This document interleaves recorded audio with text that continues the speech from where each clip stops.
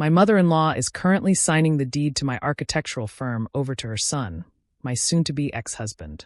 She thinks the merger papers I agreed to last week were my white flag, a desperate woman clinging to whatever scraps they'd throw me. She doesn't know that those signatures weren't surrender. They were the detonator on a legal landmine that will detonate in exactly 72 hours. By the time her champagne goes flat, her golden boy won't own a design firm. He'll own a lawsuit. If you're watching this, drop a comment telling me where you're from or what time it is. Let's begin. It's just evolution, Maya. Firms either adapt or they die. Nathan Cho stood at the floor-to-ceiling windows of what used to be our shared office, looking out over Seattle's skyline. He didn't turn to face me. He never did anymore. He spoke to the glass, to the reflection of the city, treating the dismantling of my life's work with the same casual tone he used to order coffee.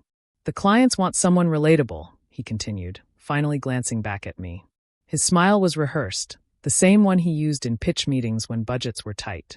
Brooke connects with the younger demographic. She understands sustainable design from a lifestyle perspective, not just a technical one.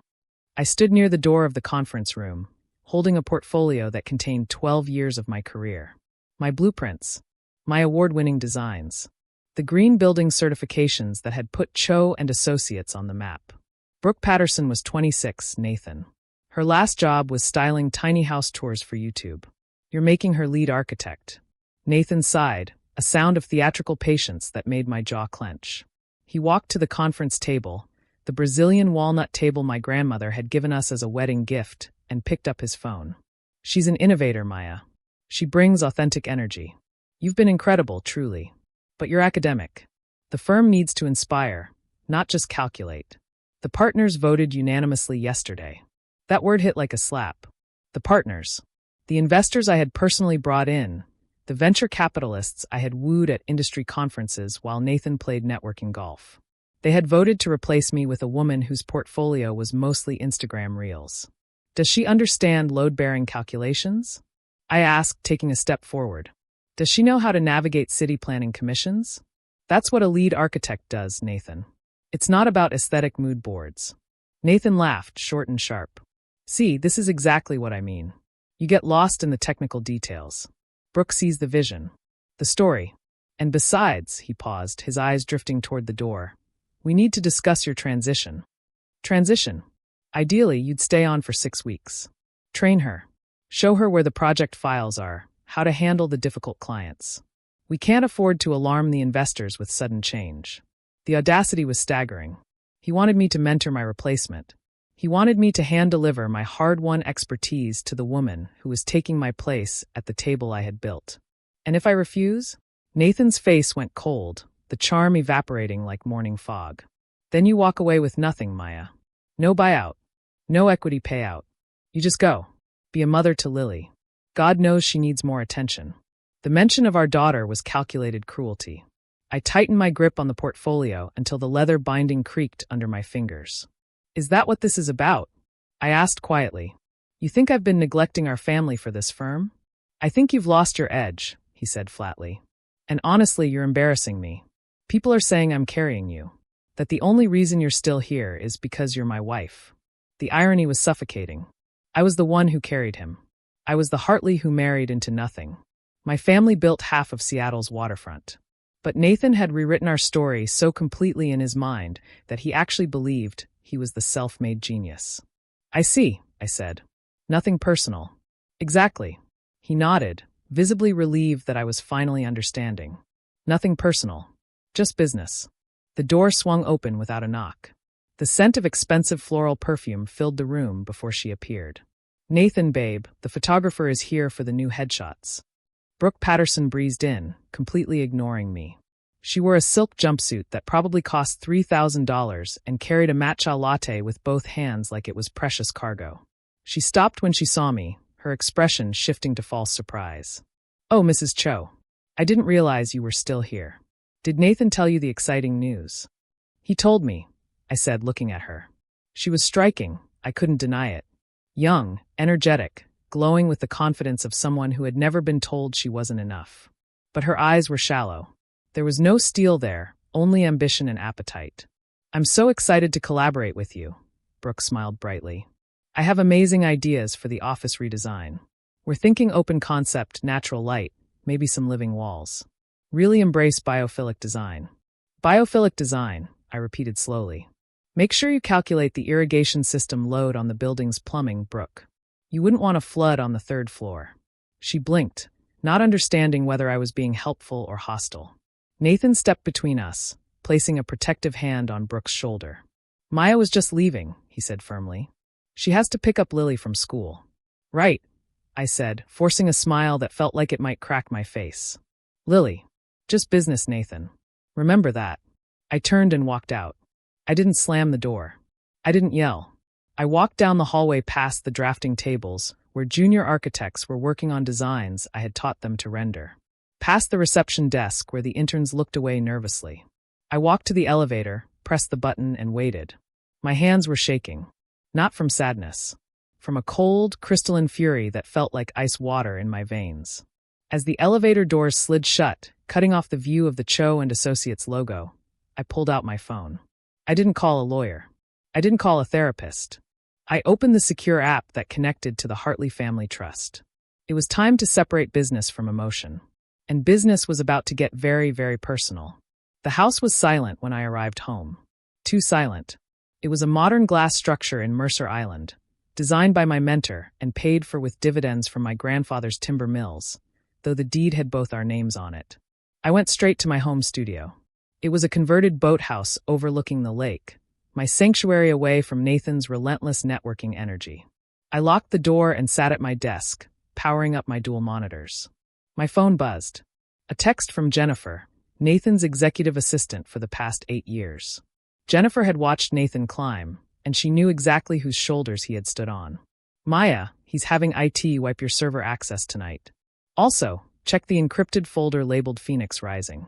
I heard him and Brooke talking about it. They think it's hidden. Phoenix Rising. The name sounded like a motivational poster. Exactly the kind of thing Nathan would come up with. I logged into the firm's cloud server. My credentials were still active. Nathan's arrogance was his weakness. He assumed I would go home and cry into a bottle of wine, not launch a systematic investigation. I navigated to the shared drives. Phoenix Rising wasn't in any main directory. I had to search. I used an admin backdoor I had created 2 years ago during a security upgrade, a failsafe I never imagined using against my own husband. There it was, a folder buried deep in the financial records, password protected. My fingers moved across the keyboard. I wasn't a hacker, but I was a Hartley. We didn't just hire experts. We understood the systems we owned. I ran a decryption script. It would take time. While the progress bar crawled forward, I started pulling other files. Credit card statements, travel receipts, hotel bookings. The affair evidence was predictable, almost boring. Hotels in Portland when he said he was in Vancouver. Dinners at Canlis for 2. Jewelry purchases from Tiffany that never appeared on my dresser. It was the textbook midlife crisis of a man who thought he deserved more. But then I saw the payments. Small at first. $3,000 here, $5,000 there, labeled as design consultation fees to BP Creative Studios. Then they escalated. $20,000 for brand development. $50,000 for market research.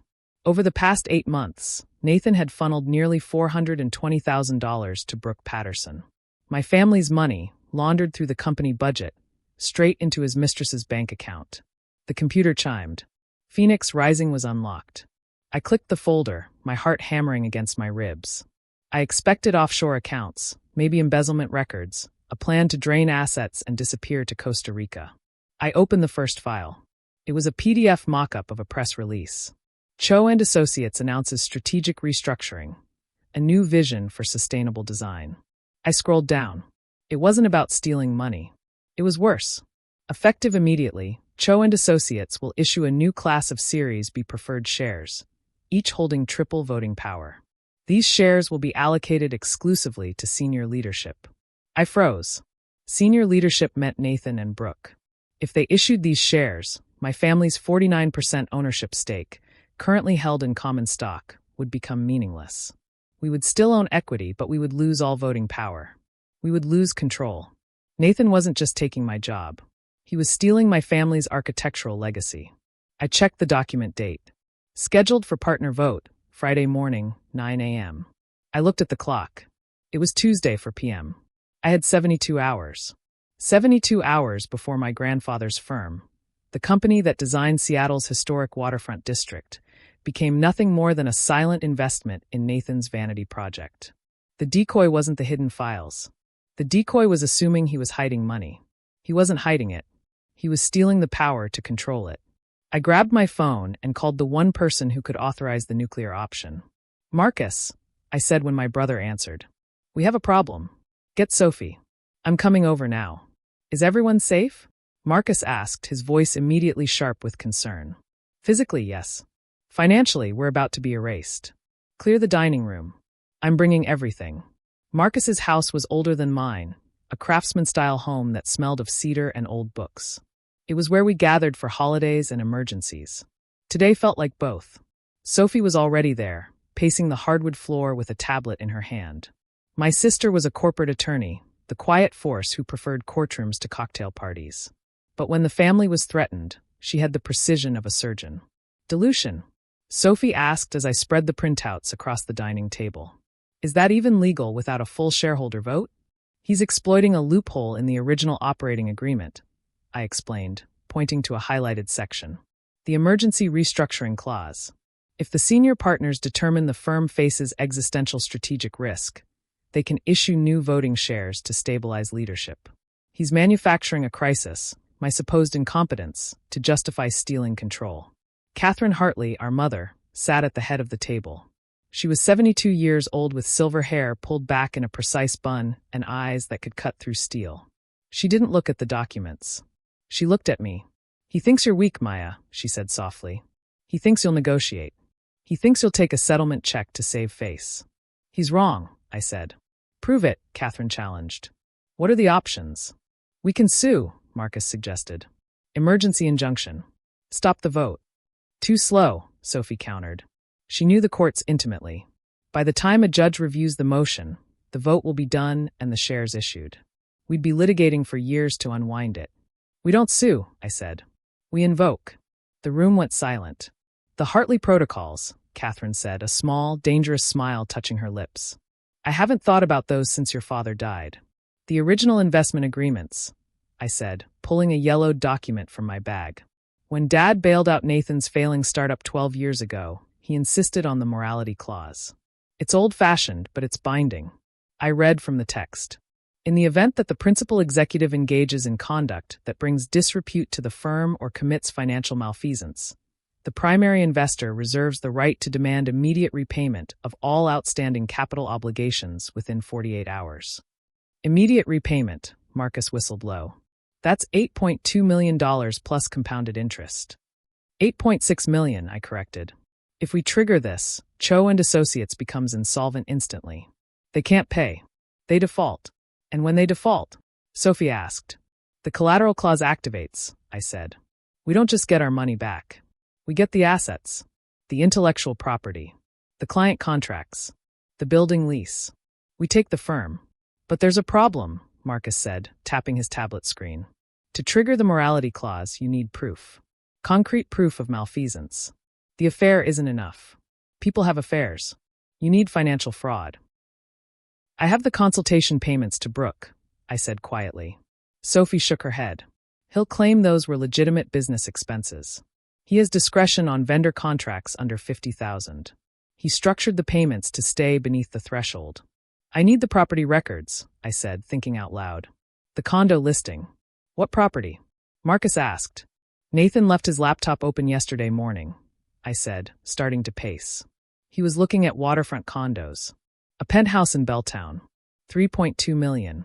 He's planning to buy it with his year-end bonus, but the bonus hasn't been approved yet. If he's already moved funds for the deposit, then it's embezzlement, Sophie finished. Taking company money before it's authorized. That's the proof we need. "I need the transaction record," I said. "I need to see the wire transfer from the company account to the escrow agent. If I have that, we own him." "Can you access it remotely?" Catherine asked. "No," I shook my head. "The financial authorizations require two-factor authentication. The physical security key is in his office safe. I can't hack it remotely. I have to physically retrieve it. The office is locked down," Marcus said. You said he revoked your access. I still have my key card, I said. And I know someone inside who might be ready to turn. Who? David Park. The CFO. He's been signing off on these fake invoices for months. Catherine raised an eyebrow. He's Nathan's oldest friend. He's been covering for him. He has, I agreed. But everyone has a breaking point. I just need to find his. I looked at the clock. 7 p.m. I'm going in tonight, I said. I get the security key. We document the embezzlement. We draft the recall notice. We serve it to the partners Friday morning, right before the vote. Catherine stood. She walked over and placed both hands on my shoulders. Her grip was surprisingly strong. Do not hesitate, Maya, she commanded. This man sat at our table. He married into our legacy. And he tried to steal our name. Finish him. I will, I promised. The Cho and Associates building was a steel and glass structure in South Lake Union. At night, it looked like a sleeping giant, only the emergency lights glowing softly through the windows. I parked 4 blocks away and walked. I wore dark jeans and a black jacket, nothing like the tailored blazers I usually wore to enter this building. I felt like a criminal in my own firm. I approached the main entrance. I swiped my key card. Red light. Access denied. He had been thorough. My credentials were already revoked. I didn't panic. I walked around to the loading dock entrance. I waited in the shadows. 6 minutes later, a junior designer came out for a vape break, staring at his phone. As he turned to go back in, I caught the door before it locked. I slipped inside. The HVAC system hummed, a familiar sound that now felt hostile. I took the stairs, avoiding the elevator cameras. 15 flights. My legs burned, but adrenaline pushed me forward. The executive floor was dark. I moved down the hallway, staying close to the walls. Nathan's office was at the corner, overlooking the lake. The glass walls were frosted now. Brooke's idea of sophistication, no doubt. I reached the door. Locked. I pulled out a tension wrench and a pick from my jacket pocket. A skill I had learned from a security consultant years ago, mostly as a curiosity. Now my hands were slick with sweat. I worked the lock carefully. Click. The door swung open. I slipped inside. The smell of his cologne, cedar and ego, was overwhelming. I went straight to the wall safe behind the abstract painting. I knew the combination. His birthday, 0-8-1-5. He was too narcissistic to use anything else. I punched in the code. The safe beeped. The door swung open. Empty. My stomach dropped. The security key wasn't there. Looking for this? The lights blazed on. I spun around. David Park stood in the doorway. He looked terrible. His shirt was wrinkled, his tie missing, his eyes bloodshot. He held a rocks glass in one hand and the silver USB security key in the other. David, I breathed. I can explain. You don't have to, he interrupted, his words slightly slurred. You're here to destroy him, aren't you? I straightened up, dropping the thief act. He's stealing the company, David. The share dilution, the vote manipulation. You know what he's doing. I know, David laughed bitterly. I drafted the proposal. He made me write it. Then help me stop him, I said, stepping closer. Give me the key. David looked at the USB drive, turning it over in his fingers. Why should I? If I help you, I lose everything. If I help him, I keep my job. My retirement. Do you? I challenged. Do you really think Brooke Patterson cares about your retirement? She cut the dependent care benefits from the insurance plan yesterday, David. I saw the memo. She called it streamlining overhead. David froze. His daughter, Emma, had Down syndrome. The company's specialized coverage was the only reason David had stayed despite the stress. She did what? He whispered. She eliminated the developmental therapy coverage, I said, pushing the knife deeper. It was a calculated lie, or rather, an educated projection. I knew Brooke had cut benefits. I knew she had no conscience. She said special needs accommodations were incompatible with a dynamic workplace culture. David's face transformed from drunk to sober in seconds. The rage in his eyes was primal. That heartless, he hissed. Nathan signed off on it, I pressed. He approved every cut. He doesn't care about Emma. He doesn't care about you. He's going to dilute the shares, cash out his equity, and leave you holding the bag when the lawsuits start. David stared at the key, then at me. I can't just hand this to you, he said. The audit logs will show my credentials. Then authorize me, I said. Give me temporary admin access. 1 hour. I'll use my own credentials to pull the records. Your hands stay clean. David hesitated for 3 long seconds. Then he tossed me the key. I caught it. Burn him, David said, turning toward the door. Burn him to ash. Wait, I called out. I need one more thing. The minutes from the executive compensation meeting. The one where they discussed his bonus. Server folder Olympus, David said over his shoulder. Password is Brooke 2024. He's not even subtle anymore. He walked out, leaving me alone in the office of the man who had betrayed us both. I plugged in the security key. The computer screen flared to life. Access granted. Administrator level. I found it. A wire transfer. $320,000 marked as pending release to Puget Sound Luxury Escrow. It was dated for Friday morning, 8:45 a.m., 15 minutes before the partner meeting. He was going to steal the money, buy the condo, and then vote himself permanent control. I didn't cancel the transfer.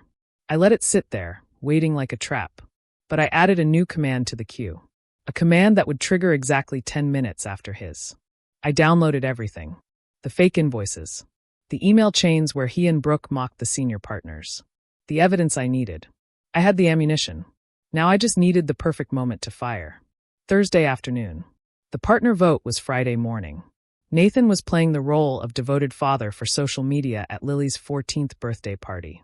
Our backyard was transformed into a garden wonderland.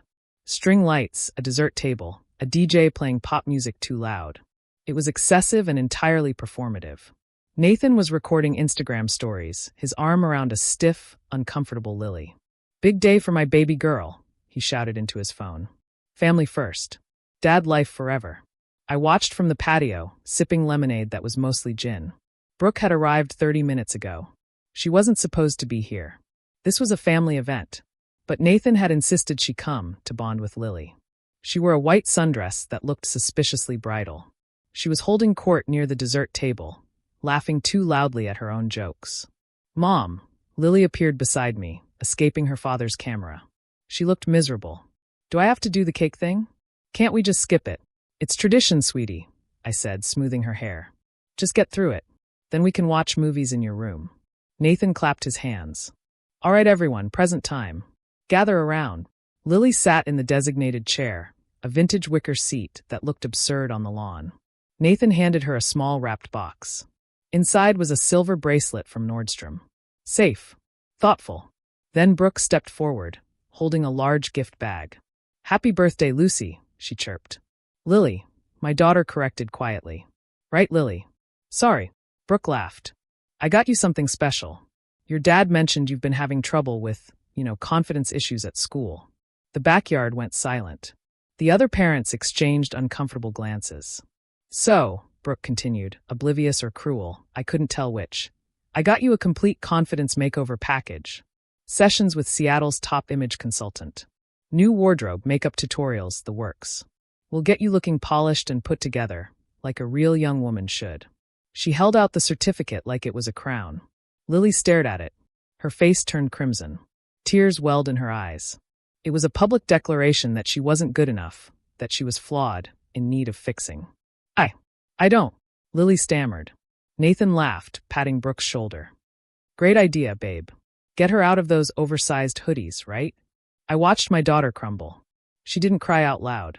She just shrank, wishing she could disappear into the ground. Something inside me snapped. The cold calculation of the past 3 days evaporated, replaced by the hot, protective fury of a mother whose child had been wounded. I walked over calmly.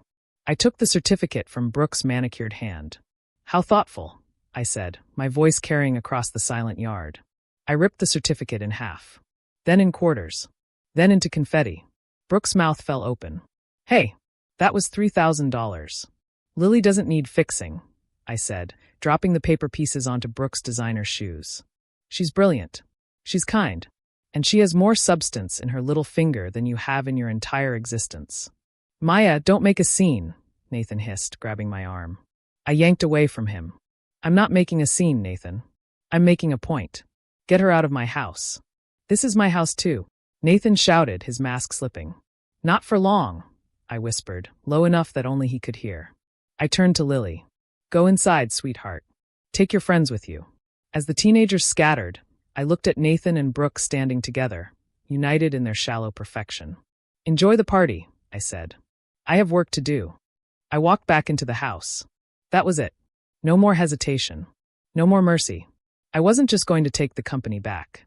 I was going to leave them with nothing but their vanity and their Instagram filters. Thursday night. The eve of reckoning. Nathan was in his home office, supposedly preparing for the Friday meeting. In reality, he was on the phone with his real estate agent finalizing paperwork for the Belltown penthouse. I was in my studio, which had become my war room. I had the recall notice drafted. It was a masterpiece of legal brutality. It cited the morality clause, the unauthorized bonus transfer I now had evidence of, and the hostile share dilution scheme.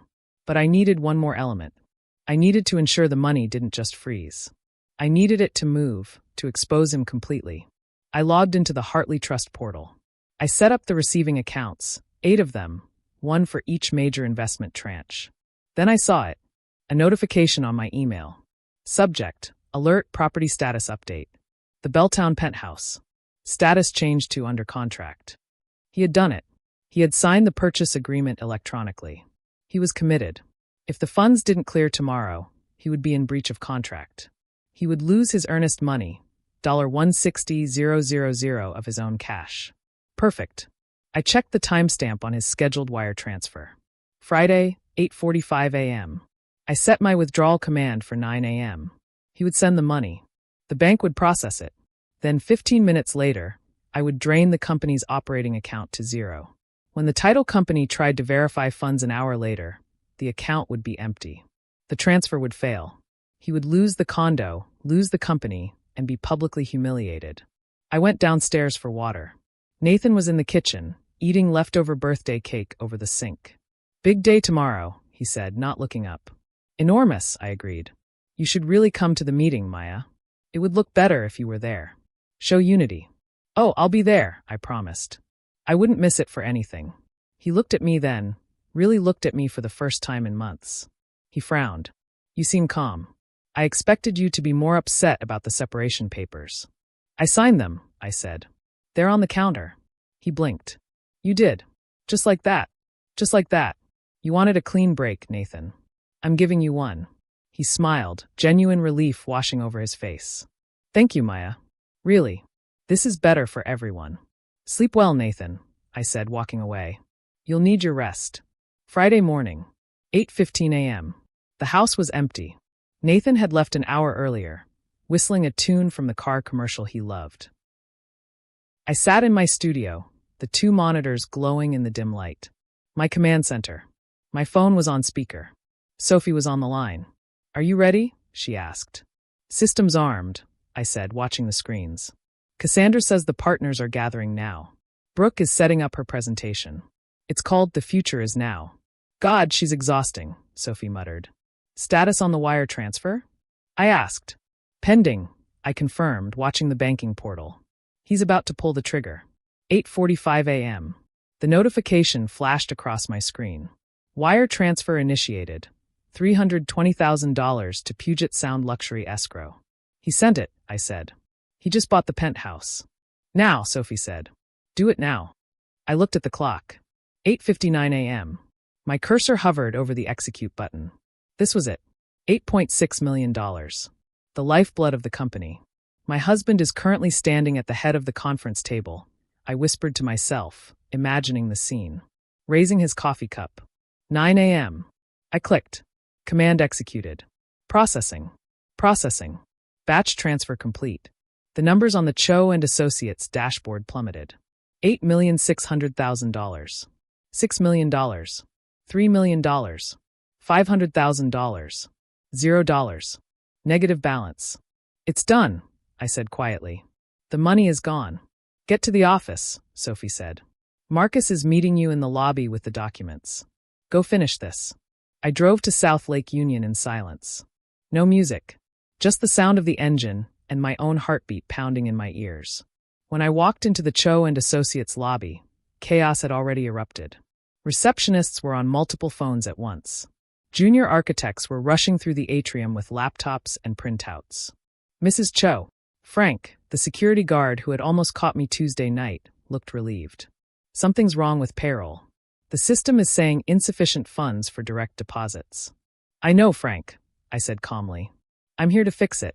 I took the elevator up. When the doors opened on the executive floor, I could hear the shouting before I could see anyone. I walked into the boardroom. It was pandemonium. Richard Chun, the senior partner and board chairman, was purple with rage, screaming at David. Where did the capital go, Park? $8 million doesn't just evaporate. It was a recall. David shouted back, playing his part perfectly. The primary investors withdrew. It's in the original agreements. Nathan stood at the head of the table, his tie loosened, sweat beading on his forehead. Brooke sat next to him, frantically tapping on her tablet, her carefully applied makeup starting to crack. It's a system glitch, Nathan yelled. It has to be. Call the bank immediately. I am the bank, I said. The room froze. Every head turned toward me. I stood in the doorway wearing a navy suit, the color of authority, the color of my family's legacy. Marcus stood behind me, holding a leather portfolio filled with legal documents. Maya, Nathan stared at me, his eyes wild with panic. What did you do? I exercised my rights, I said, walking into the room with deliberate calm.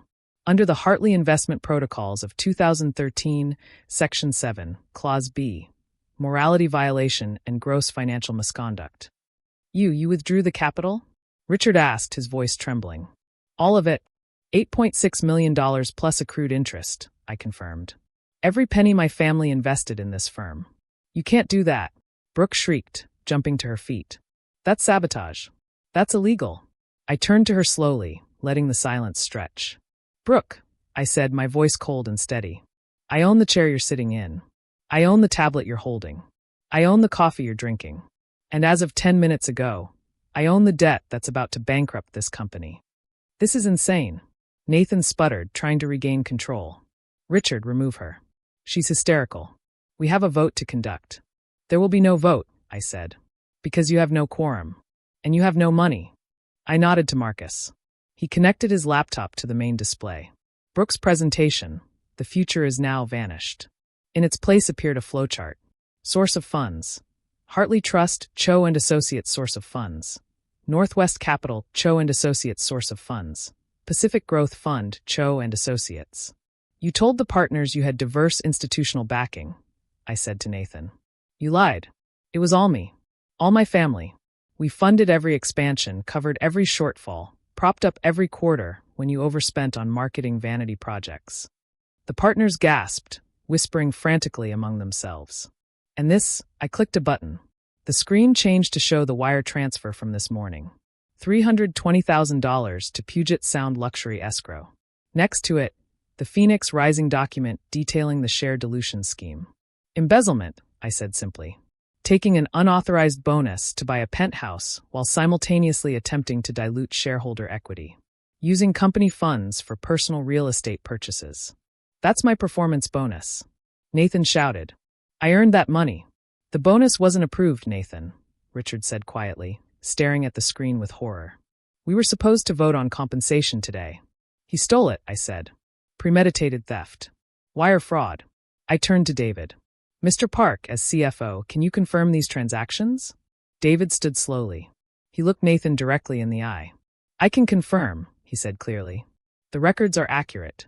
The CEO authorized the transfer at 8:45 this morning without partner approval.